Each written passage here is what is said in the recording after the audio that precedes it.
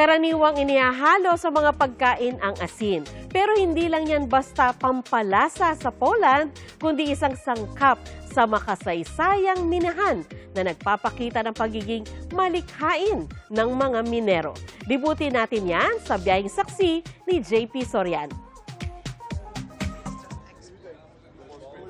Sa bayan ng Wieliczka sa southern Poland, dinarayo ang nakatagong mundo na mahigit 7 siglo nang hinuhubog ng tao.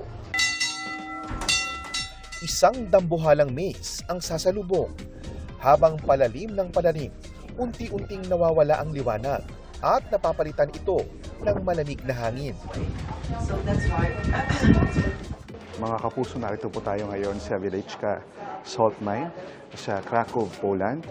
Isa po itong UNESCO World Heritage Site at meron po itong lalim, itong salt mine na ito na 327 meters. Ito po ay nabuo noong 13th century, 1295 to be exact. At nag-operate po ito hanggang 1990s. Ibig sabihin hanggang 1990s, nagmimina po sila ng asin dito sa salt mine na ito. Narito ang mga kagamitan ng mga minero mula noong medieval period. Sa bawat lagusan, makikita rin ang ilang bakas na kanilang buhay mula sa mga lumang puli hanggang sa timber structures na sumusuporta sa mga chamber. At dahil mapanganib ang kanilang trabaho, naging mahalagang bahagi rin ng minahan ang pagtansya kung kailan darating ang panganib. That was the best alarm system in the past because when miners saw a crack or heard the sound of wood snapping, they knew that they are in danger. There is serious risk that the roof or walls might collapse on them.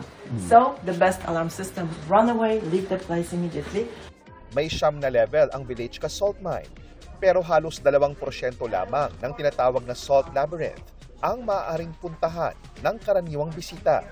Makikita rin dito ang sculpture ng isa sa pinakatanyag na Polish na si Nicholas Copernicus, isang astronomer at mathematician na nakadiskubreng ang ating mundo at ibang planeta ay umiikot sa araw. We like to think that he was the first famous tourist to the mine because with time he became the most famous Polish astronomer. That was created by one of the miners, of course, with a chisel and hammer, so you can imagine it took more than a year to finish.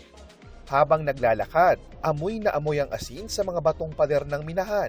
Ang mga dingding, sahig, rebulto, gawa sa asin. Yummy. Pure salt, right? So everything is edible. Edible. But you have to lick your finger first. Okay. And then, Not lick it again. yes. Yeah. Okay, you have to move. Pati ang underground cathedral na ito, mahigit 100 metro ang lalim. Nililok mula sa asin ng sahig hanggang altar. Mga imahe ng mga santo, mga eksena mula sa Biblia. At salt card version ng The Last Supper ni Leonardo da Vinci. Pati ang malalaking chandelier, yari sa pinakinis na salt crystals. Kaya kumikislap ang buong kapilya. Bilang pagpupugay po kay Pope John Paul II, the Saint John Paul II na ngayon, gumawa po ng rebulto at sculpture sa kanya dito sa Wieliczka Salt Mine. Ito pong rebultong ito ay yari rin po sa asin. May relic din ng dugo ni Saint John Paul II sa mismong altar. Ang Wieliczka Salt Mine, isa sa mga unang inilagay sa UNESCO World Heritage List noong 1978. Dito, hindi lang basta condiment ang asin. Isa itong yamang nagtaguyod sa ekonomiya, humubog sa mga komunidad, at naging material para sa mga obra at mga lugar ng pagsamba. Taon-taon, halos 2 milyong turista mula sa iba't ibang bahagi ng mundo ang pumupunta rito. Ang Wieliczka Salt Mine patunay lang na kapag ang kasaysayan, pinangalagaan at pinotektahan ng mga bansang mismong nag-alaga dito, maaring mapakinabangan sa mas mahabang panahon. Mula rito sa UNESCO World Heritage Site sa Kraków, Poland, JP Soriano, ang inyong saksi.